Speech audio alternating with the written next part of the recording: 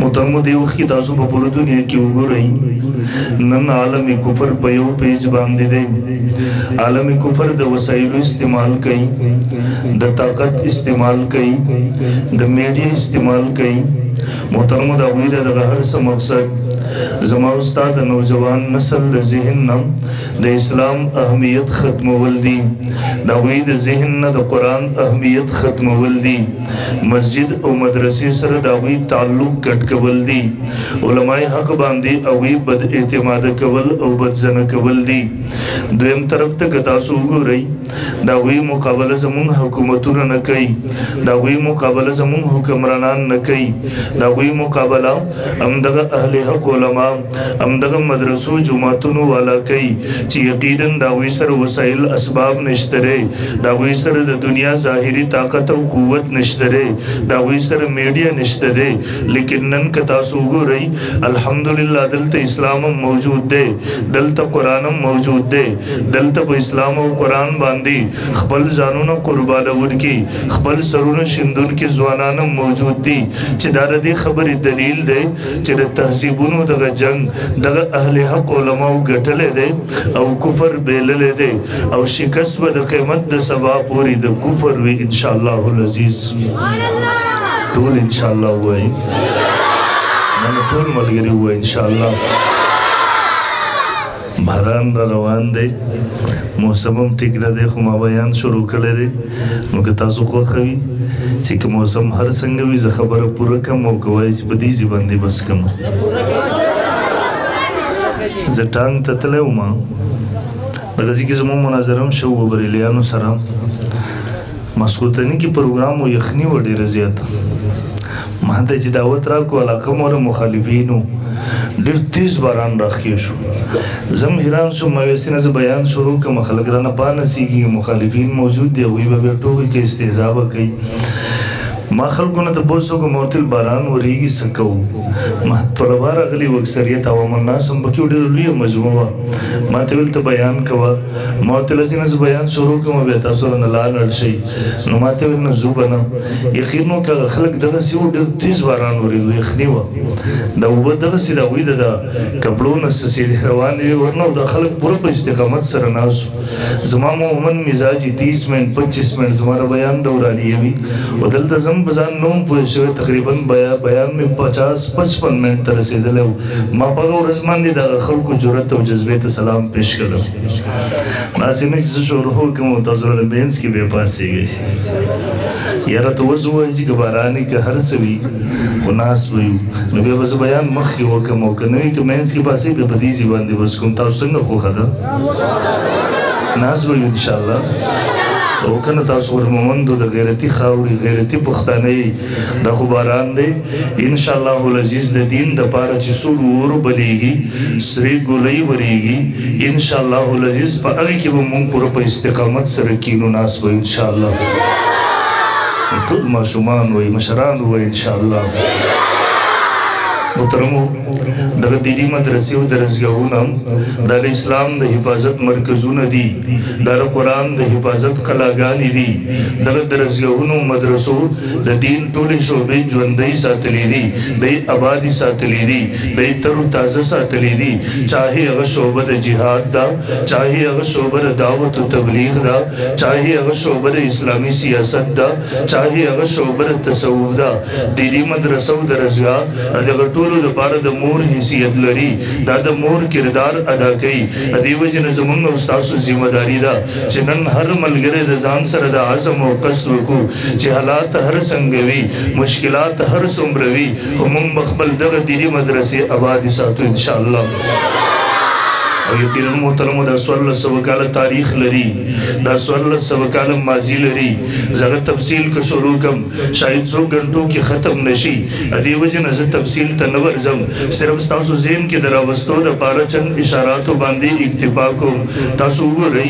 1857 جنګ ازادي دا زموږ او ستاسو د مسلمانانو د تاریخ خوریر انقلاب دی. دې جنګ ازادۍ کې 4.5 لکه مسلمانان شهیدان شوي وو. د مسجد مدرسې تقدس پامال شوی وو منبر او محراب شهید شوی وو د مساجد او منارې په ځمکه راغورځېدلې وې الله اکبر هغه مقدس نغمې خاموشه شوې وې یو طرف ته طالب سره بخاري په لاس کې وو د بخاري استاد لاشې انګریزانو ونو ته ځوړند په ګلو وړاو کړی شهید کړی وو طالب سره ترمذي په لاس کې وه ترمذي استاد انګریزانو په اور د پاسه سوځولی شهید کړی وو په دغه حالاتو کې یو طرف ته څلور نیم لکه شهیدانو انتقام او پور برزو یو طرف ته هغه طالب هم حیرانو زما د درس او د درسګاه به څه کېږي دغه حالاتو کې د انګریزانو د دنیا یهودي مبلغین عیسائی مبلغین دعوت لله هغوی ته وې تاسو ته موقع ده دلته مسلمانانو ذهنونه خراب کوي اگر اسلام نه متنفره کوي هغوی ذهنونو ته شکوک او شبهات وردننه کوي او یقینا محترمو ځای په ځای مجلسونه ولګېدل بحث و مباحثې شروع شولې په اسلام او قرآن باندې اعتراضات شروع شولو تقریرا هم شروع شو تحریرا هم شروع شولو دغه وخت کې چا ذهن کې دا نه راتلله چې په دا بني صغیر کې به اسلام محفوظ پاتې شي دلته به مسلمانانو تهذیب ژوندی پاتې شي لیکن نن تاسو تاریخ اوچت کوئ نن تاریخ د دې خبرې ګواهي ورکوي که کله تاسو هم تاریخ اوچت کو بیا به ستاسو دل او دماغ هم د دې خبرې ګواهي ورکوي چې په دغه سختو حالاتو کې په دغه مشکل حالاتو کې په دغه تکلیف دeh حالاتو کې دا ټول جنگ دا یوې دینی درسګاه دا یوې دینی مدرسې کړی وو چې هغه مدرسې ته دارالعلوم دیوبند ویلی شي محترمو هغه یو درسګاه وه د یو انار د ونې د لاندې نه شروع شوې وه یو استاذ ناسو ملا محمود نامې وه یو شاګرد ناسو محمود نامې وه هغه وخت کې د چا ذهن کې را فلسفه نه راتلله لیکن نن ټوله دنیا له دې خبرې اقرار کوي چې هغه یوې درسګاه دې امت ته مفسرین ورکړي دي محدثین یې ورکړي دي فقها یې ورکړي دي صوفیه کرام یې ورکړي دي مجاهدین غازیان شهیدان یې ورکړي دي مصنفین مؤلفین یې ورکړي دي محققین مناظرین ورکړي دي نن په دغه بری صغیر کې مونږ او تاسو کې شرکیات او بدعات نه پاک عقیده لرو پاک عمل کوو بیا مونږ او تاسو دغه بری صغیر مسلمانان دغه یوې درسګاه احسانمند یو محترم یقینا محترم زه خبره ډېر اختصار سره کوم مختصر کوم ګورئ محترمو نن کفر لګیا دی د بېدینۍ خورولو هر ممکن کوشش کوي هر ذریعه استعمالوي د دین خورولو مورچې دا مدرسې پاتې دي دا جوماتونه پاتې دي دا درسګاهونه پاتې دي دا چاته کمزوري کولو ته مه ورکوئ مسلمانانو دا که کمزوري شو دا که خدا نه خواسته ختم شو به یاد وساتئ د ځان سره قسم دی را روان نسل به به اسلام به پیژني هغوی به بیا د قرآن سره هم ناشنا وي هغوی به د حلالو حرامو هم نابلد وي هغوی به بیا د دیني تهذیب نه بلکل نابلد او ناشنا پاتې وي دیو جن مدرسو جماعت درسګاه به په هر قیمت باندې آباد ساتو انشاءالله دویم طرف نن تاسو وګورئ محترمو تاسو بچو خدمونه کړي د قرآن یې ختم کړی ستاسو بچیانو وړه دوره وکړله مشکات شریف یې ووایو ګورئ محترمو کله خو سوچ وکړئ یوې خبرې ته د یو چا په بچی تکلیف وي یو څوک دی دا بچی د تکلیف نه بچ کړي مونږ تاسو څومره شکریا ادا کوو احسان مو د کوهاټ کې څو ورځې مخکې هغه ډیم کې کښتۍ ډوبه شوې وه د ماشومانو 50 ماشومانو دا ډوب شوي وو تاسو به کتلي وو زه هغه جمعه باندې کرک ته تلم جلسې ته زه د مدرسې ته ورغلم ډېره دردمنده صالحه وه الله دې موږ مزید د دغسې صالحاتو نه وساتي او ویلي وایي دلته لویه تعزیتي اجتماع جوړه وه ما پکې بیان کوو ضمناً ویم تاسو به اورېدلي وو دې کې دا نور ټول ماشومانو لاشونه یوه ورځ بعد یا دوه ورځې بعد ویستي وو د یو ماشوم حافظ قرآن لاس ورکړو دی پسې ټیمونه ګرځېدل اپریشن شروع په ډیم کې دننه دغه ماشوم په لاس وسي اووه ورځې اووه شپې د دغه ماشوم شوي دي د تعزیت په دوران کې اطلاع راغله دغه ماشوم لاس میلاو شو راویې ویستلو تاسو په دا میډیا باندې کتلی وو پر سوشل میډیا باندې به شاید بعضو ملګرو کتلی وو هغه ماشوم لاش هغې د اوبو نه اووه ورځې اووه شپې بعد راویستلو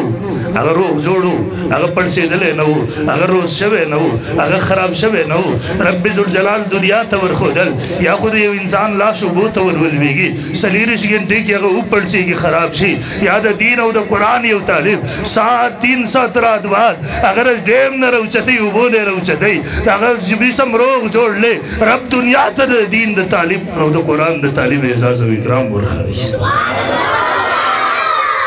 او دا انبیاء علیہ السلام خصوصیت نبی علیہ السلام فرمائی ان اللہ حرم علی الارض ان تأکل اجساد الانبیاء فنبی اللہ حی یرزق بے شک اللہ بزمک حرام کری دی دا انبیاء جسمون نشق وڑے اللہ پیغمبر بخبر قبل کی جوندے اگر تا رزق ملاوی گی اور دا زمانگا کردہ الان کما وزیا دا رسول اللہ لاش مبارک جسد مبارک تھی مدینی مبارک روزہ مبارک کی جسنگ دفن لے شوئے ہو تر وسا پوری پاک کا حال لے لیکن تبدیلی نظر آگلے لیکن تغییر نظر آگلے اور دا تر قیمت پوری امدغ سے محفوظ ہوئی انشاءاللہ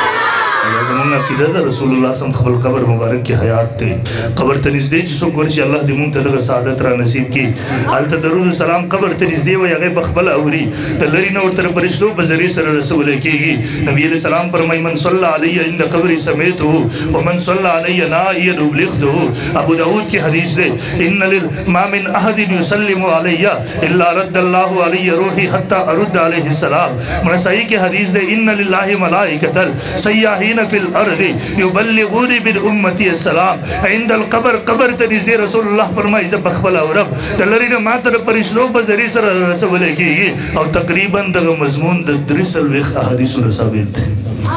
زمان علماء لکھرے دی منکر گمراہ دے دا سنت نخارج دے اعتقادی بدعتی دے برحال مارس او دا انبیاء خصوصیت اللہ دی خلقتم دا اعزاز ورکڑے دا قرآن و دا دین طالبانو دا علامہ شمس الحق افغانی سے برحم اللہ اپل کتاب کی لکلی دی دارالعلوم دیوبند کے افغانستان یو طالب و زمانہ کی وفات شو عمل تا ہندوستان کی دپن کو سمو دپس 6 مہینے بعد اخبر خلوان پس راغ للا دارالعلوم انتظامین اجازت وقتو مونگ دخبل بچی لا شباسو اگوڑو اگوی منکل تفصیلی واقعی تفصیل تنور زمتیم نشترے کوسم خراب دے اگوی منکل والمکوی دیو من نشو قاری طیب سے برحم اللہ دارالعلوم محتویم ہو اگر تا غصہ شو والظالمانو دا اللہ راز مخ کا رکوی قلار شئی دیو قلار نشو قبر کلاو گو او کلے چا قبر کلاو کو اللہ مغالی لکلی دی واللہ طالب لاش روغ جوڑ صحیح سالم ترو تازہ حشاش وشاشو کفن خیرن شوے رہو اگر جسم نا دا مشکو خوشبوئی رات للا او کلے چا بدا تابوت کی بن کو پدا بارڈر باندے اڑو والکسٹم والا پس راغ للا دیو توی تاسو با تابوت کی مشمگل کوئی اگر دینانا مشمگلنگ نکو دا گوری طالب لاش دے اگوی چکل اگر تابوت کلاو کو دن نگوری او طالب علم حشاش بشاش چہرہ ترو تازہ جسم روغ جوڑ صحیح سالم پاک صاف کفن کے برود دے دنیا والا تا اللہ و رخ و دل چر دین او دا قرآن دے او طالب دلاس نا جنت مشک و خوشبوئی رازی اور دا مشکات شریف کی حدیث دے سفر نمبر 25-26 دا قدیمی چاپ کی اوگے دا حدیث دے دا تفصیل تنورزم نیکامل بندہ دیندارا دا چر سوال جواب پا مرحلہ کی کل قبر کی کامیاب شاللہ دیمون کامیاب کی امید ہوا ہے دلتے دتر جنت بسترو روا جنت بسترو گڑا ولیشی لباس جنتی وروا گندہ ولیشی قبر پراخ اکڑیشی دا قبر کلکئی ورطا گلاو کرلیشی اور حدیث کے رازی فیأتیہی من ریحیہا و طیبیہا دے بندتر جنت خوشبویانی و ہواگانی را شروعشی اللہ دی زمون نصیب کی امید ہوا ہے دا ہر نیک عمل بندہ بقبر کی دا خوشبوئی بھی نبازی اگا اللہ تعالیٰ بہر رہو باسی اثرات دنیا والا تر اگر اعزاز و اکرام و دا مرتبی دا خودے دا پارا امام بخاری دا قبر دا خوری خوشبوئی رات للا دا امام الاولیاء من احمد علی لاہوری دا قبر دا خوری خوشبوئی رات للا نوالا موسیٰ خان روحانی دا قبر دا خوری خوشبوئی رات للا دا حاجی عبدالوہاب سے برحم اللہ دا قبر دا خوری خوشبوئی رات للا اور نزدی و رزقی بتا سور دلی دا پینڈائی پیری طریقہ درخ بری شریعت حضرت مولانا حضرت رحمان ہزاروی سے برحم اللہ دا قبر دا خوری خوشبوئی رات للا دلتا دا روحانیات و منکرین بھی جہونگا گا ملگری دلی تنون دا توحید و سنت دا اشاعت ورکی حدیث نے انکار کیا اللہ غیر آواغ صداق و بدت تیرا قبر دا خبر نہ خوشبوئی رہا مباتر بدت تعریف پی جنے نے کارسیز باندے دے بدت ٹاپے لگے دا محل دا یوگی انتا جواب برتا کا وقت کی ریکارڈ کرے ہو خود دغم رورتوی ظالمانو دا حدیثوں کی ثابت دی مابل اور اس دا الفاظ البائس الحدیثی کی ورلالہ قسم دے پا گنو الفاظ سر پا گنو سر دنو سر داری وی ترہ تروا وقتی دو دا حدیث و بہر کتاب کی دا حدیث موجود دے فیأتیہ من ریحیہا و تیبیہا دا قبر کی دا خوشبوئی ہر قبر کی موجود دا ہاں بعض خلقو اگا خوشبوئی دا قبر اللہ بہر رو باسی دا بقور تے رو باسی دنیا والا تر دا بندر اکرام و اعزاز دختیار کولو دا پار دغه مرتبه الله ظاهروي الله دې زمونږ هم نصیب کړي امین ووایي دا خر قیادت وي الله د بعضې بندګانو ښکاره کړي او موږ اهلسنت والجماعت موږ د قبر ژوند او زندګي هم مرو موږ د دغه روحانیاتو هم قایل یو ځکه دغه عمره د حدیثو نه ثابت دی د بدعاتو نه یو قایل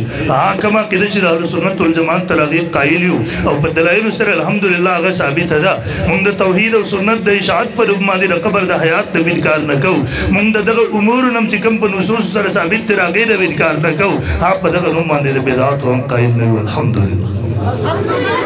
مرن مانس کوو په دې ډیم کې ما کیسه کوله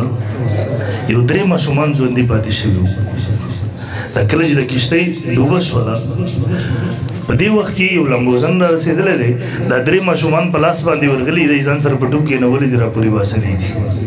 ما سره میلاو شو زه بل ورځ هم تللی وم دلته د دا ډیم سره زما جلسې پروګراماتو کوهاټ کې هغه مدرسې ته زه راغلم چای مې وڅښو هلته مې لمونځ وکړو د ماشومان را سره میلاو شو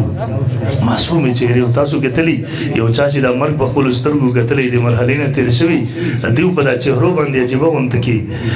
احساسات وي عجیبه غونته کې کیفیات په د مخونو باندې وي ماشومانو سره ما ګپ شپ ولګو یو پکې حافظ قرآن و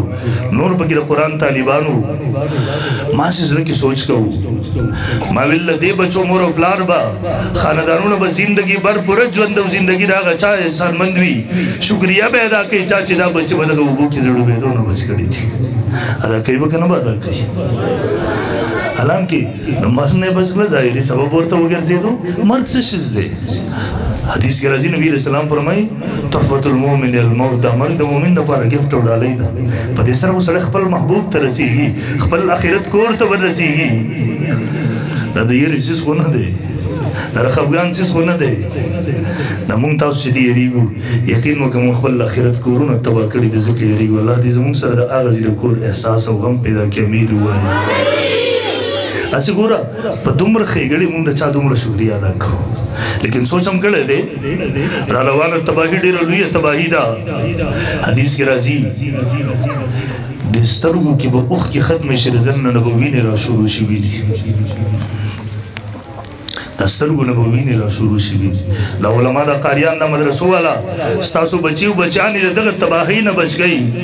قسم دی دا زمونږ نو ستاسو خیرخواهان دي محسنین دي په دا روی زمین باندې د دې نه بل لوی خیرخواهان او محسنین زمونږ نو ستاسو نشته دي خو افسوس دلته قانون دا دی دلته محسنین او خیرخواهان خلک په کاڼو ولي په ګولو باندې ولي د هغې د بېعزته کولو کوشش کوي د هغې خلاف منصوبې جوړوي هغې غیبتونه کوي پسې کنځل کوي او الله دې معافي وکړي زموږ پښتنو معاشره کې د یو عالم او حافظ قرآن د ذلیل کولو موږ هر هغه ممکن کوشش کوو څومره چې زموږ وس کېږي دا مه کوئ محترمو قسم د دې خلکو زموږ او ستاسو د اولاد د سبا دپاره د هغوی د مستقبل لپاره خپل نن قربان کړی دی دا خو هغه خلک دي نن هم تاسو دې مدرسو ته راشئ د یو عالم تپوس وکړئ د یو مدرس د یو امام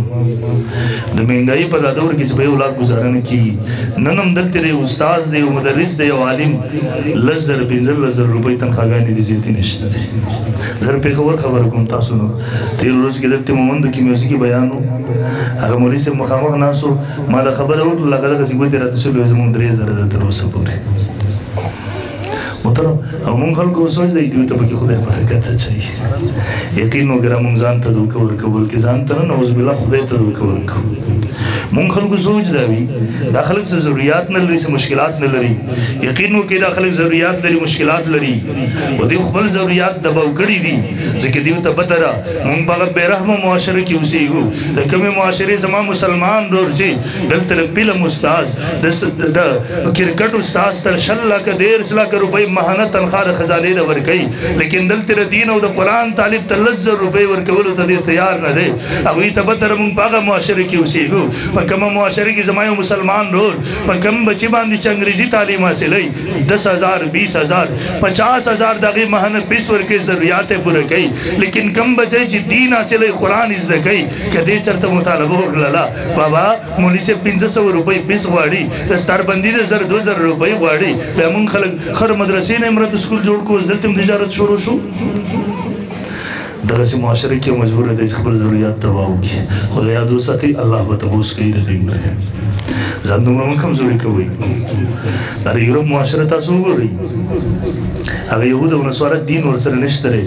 قرآن وایي هغوی خپل خواهشات دین ګرځولی دي لیکن تاسو د هغوی معاشره مطالعه کوئ هغوی خپل مذهبي خلک مذهبي ادارې په خپلو کاروبارونو کې په خپلو تجارتونو کې راغله خپل ځان سره شریک کړي د هغوی یې حصه کړي د مستقل مونږ تاسو اریک مسلمانان یو مونږ تاسو در اوسه برکت گزاره کوو هغه هم ځان دپاره نه عالم قاري دپاره محترمو داسې پرېږدوئ نن ټول ملګري دا عزم وکئ چې انشاءالله دغه مدرسه دا به زمونږ سره زمونږ کاروبارونو کې زمونږ تجارتونو کې به د دې حصه وي د دې ضرورت به مونږ پوره کوو انشاءالله کله خو د پنجاب ته ورشئ تاسو که نه تللی تبلیغي ملګرو نه تپوس وکړئ دوی به درته وایي پنجابیان وي که نه مونځونه یې دغسې حال وي روژو یې دغسې حال وي هغوی وایي که نه رمضان جاڼې ورپټان جاڼې اکثریت دغسې وي خو تاسو ورشئ دغه یو سیټ یې پنځه کارخانې چلېږي دا مونږ تاسو پښتنو باندې تېر ورځ کې د وړو قحط تېر شو مړه یو غم ځي بل مصیبت هم سرته راځي الله تعالی هم دې نور وساتي امین ووایي تاسو هلته ورځئ هغوی نه د وړو د قحط نه خبر دي نه د بل څه نه ښه مزې ژوند تېروي وجه څه ده هغوی خپل علما خپل مدرسې خپل قاریان مالامال کړي دي او موږ پښتانه خپل علما او قاریانو دیني خلکو پسې استهزا کوو د هغې د ذلې کولو کوشش کوو تاسو ورشئ هلته هغوی ته عیسیګان هلته لګېدلي دي مونږ چې دلته پنکم لګو تر هغه وخته پورې زمونږ پښتنو ته احساس نه وي تر څو چې معتمر صاحب هغه بهر نه وي راوتلی دوکان ته یاره ستاسو بچي چې پکې بچیان یې پکې سبقونه وایي هلته یو شمسي ضرورت دی یو پنکیز ضرورت دی لکه چانده به رانه کړي تاسو لاړ شئ هلته د کراچۍ کې د پنجاب کې وګورئ د مدرسو ماهانه په د وړو کې 20 لاک 30 لاک 40 لاک دا ماهانه بیل راشي یو سیټ ته ورکړي هغه سیټ چې نور منځونه د صرف جمعې ته راغلی هغې به جب کې کېږدي څوک ته خبر هم نشي داخله کړي او زموږ پښتانه که 50,000 روپۍ بیل راشي اول خو د کمیټۍ والا د جومات د مولوي صاحب سره جګړی مولوي صاحب د 50,000 روپۍ بیل ولې راغلی بیا به هغه شل پیر اعلان کوي خدای مو بخیر جومات بیل راغلی دی لکه چانده واچوه تاسو لاړ شئ هلته وګورئ تماشه وکړئ که مطلبه ورته سبقونه ویلي تپوس ورنه وکړئ د کراچۍ پنجاب والا د هغوی طالبانو ته مدرسو کې پریزونه د ګډانو چلو د غوښو نه ډک وي مونږ پښتونخوا کې منه ټول کال تیر شي مونږ کله دا منظر ونه ګورو زموږ پښتنو هم سره د ګډ چیلې راوستې د طالبانو ته حلال کړي هغه مشهور متل دی وایي پښتانه 100 رکعته نه بلکې خو 5 روپۍ د الله لاره کې نه خیراتې کوي محترمو بخل لري کوي د ځان نه ځان کې سخا پیدا کړي دا د رب وعده ده ان تنصروا الله ینصرکم که تاسو د رب د دین مدد وکړو رب به تاسو مدد وکړي تاکه په دغه کاروبار کې په دغه تجارت کې په دغه تنخواه کې د دې مدرسې حصه وکړله دغه عالمانو حصه دې وکړله بیا رب ډېر خیرتي ذات دی انشاءالله دې کې به درته دومره خیرونه دومره برکتونه واچوي دومره زیادت کثرت به درته پکې واچوي چې دومره به ستا په وهم ګمان کې به نه راځي انشاءالله شریکو به دیو انشاءالله شریکو به چې قیمت په ورځ د الله د پیغمبر صلی الله علیه وسلم سره ملاوي ورته به ویلی شو د الله پیغمبر زه ډېر کمزوری و زما عملونه کمزوري وو لیکن د الله پیغمبره کله چې دنیا کفر را جمع شوی و زمونږ دا مدرسې کمزوري کولې اهل حق علما یې کمزوري کول الله پیغمبره هغه وخت کې ما د خپل بچي د خولې نوڼۍ راغستې وه ما له دوی سره ډیبه کړې وه ما پکې د دې مدرسو حصه کړې وه الله پیغمبره کله چې اور بل شوی و د وخت د ابراهیم د سوځولو کوشش کېدو هغه وخت کې زره وخت د نمرود د ملګرو په صبر کې نه وم ولاړ زره وخت د ابراهیم د ملګرو په صبر کې ولاړو زره وخت د فرعون د ملګرو په صبر کې نه وم ولاړ زره وخت د موسی د ملګرو په صبر کې ولاړو الله پیغمبره زره دغه ظالمانو د مدرسې جماعت د ګیرې پګړۍ او شملې د دشمنانو صبر کې نه وم ولاړ زه ستا له دغه وارثانو چې د زمانې ظلم جبر سره مخامخ وو مشکلات یې قبول کړي تکالیف یې بدلې په دغه ټاټ او چټایي ژوند او زندګي تېروله الله پیغمبر زستاره دغه وارثانو سره ولاړو الحمدلله ودرېږو ورسره انشاءالله نن د دوه خبرو واده ما سره څوک کوي بیا ختموم اول نمبر چې موږ به خپل بچي او بچیان یې دینداره جوړوو انشاءالله یو منټ دویم نمبر موږ به په خپلو کاروبارونو کې په خپلو زمیندارو کې په خپلو تنخواګانو کې دا مدرسه چې د ستربندي ده پکې تاسو راغی ثمره ګورئ دغه مدرسه د دې به پکې موږ حصه کوو مستقل روزانه ماهانه سالانه ما سره چې وجوبي واده څوک کوي یو تبلیغي ملګري وي په اراده الله یو نیکي ورکوي زه ارادې والا نیکي نه ښیم زه وجوبي واده ښیم ان الله لابد کان مسؤولا چې پوره کول ضروري ما سره څوک د دې دوه خبرو وعده کوي وجوب دواړه لاسونه سره ورکړي نه نه لږ پوره اوچت کړي لاسونه دواړه پوره اوچت کړي پوره لږ ساته اوچت ونیسي امید د نجات ذریعه دغه بیا وګرځي ان شاء الله دا وعده ده ان شاء الله نه نه تاسو ماشومان مو وایي مشرانو ته مو وعده ده ان شاء الله نه आवाज نه راځي وعده ده ان شاء الله وګورئ زموږ ستاسو پښتنو دپاره دا پیغور دی ښه زموږ ستاسو د علاقې مدرسه وي